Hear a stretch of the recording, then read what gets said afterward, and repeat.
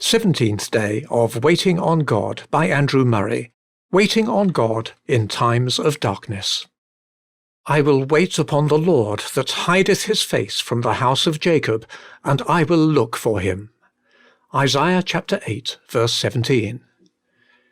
Here we have a servant of God waiting upon him, not on behalf of himself, but of his people, from whom God was hiding his face. It suggests to us how our waiting upon God, though it commences with our personal needs, with the desire for the revelation of himself, or of the answer to personal petitions, need not, may not stop there. We may be walking in the full light of God's countenance, and God yet be hiding his face from his people around us. Far from our being content to think that this is nothing but the just punishment of their sin, or the consequence of their indifference, we are called with tender hearts to think of their sad estate, and to wait on God on their behalf. The privilege of waiting upon God is one that brings great responsibility. Even as Christ, when he entered God's presence, at once used his place of privilege and honour as intercessor, so we, no less, if we know what it is really to enter in and wait upon God, must use our access for our less favoured brethren. I will wait upon the Lord, who hideth his face from the house of Jacob. You worship with a certain congregation. Possibly there is not the spiritual life or joy either in the preaching or in the fellowship that you could desire. You belong to a church with its many congregations. There is so much of error or worldliness, of seeking after human wisdom and culture, or trust in ordinances and observances, that you do not wonder that God hides his face in many cases, and that there is but little power for conversion or true edification. Then there are branches of Christian work with which you are connected.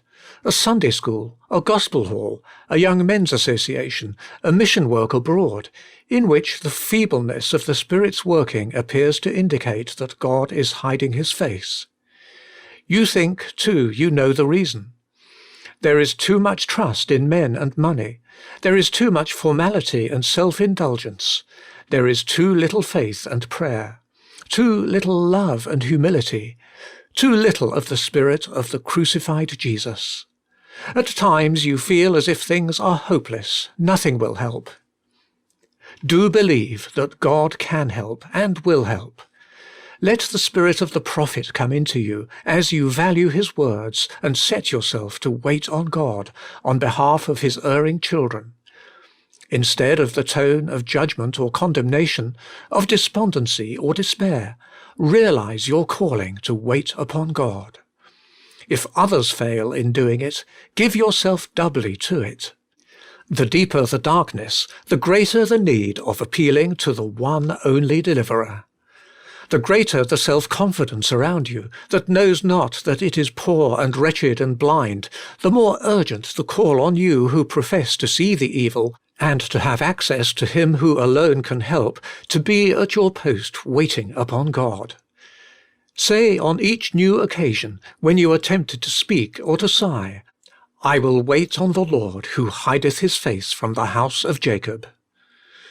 There is a still larger circle, the Christian church throughout the world. Think of Greek, Roman Catholic and Protestant churches and the state of the millions that belong to them. Or think only of the Protestant churches with their open Bible and orthodox creeds. How much nominal profession and formality! How much of the rule of the flesh and of man in the very temple of God! And what abundant proof that God does hide his face! What are those who see and mourn this to do? The first thing to be done is this: I will wait on the Lord who hideth his face from the house of Jacob.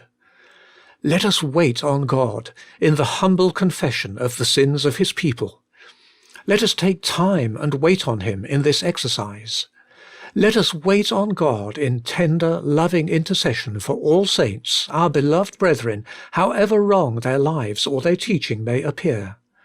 Let us wait on God in faith and expectation until he shows us that he will hear.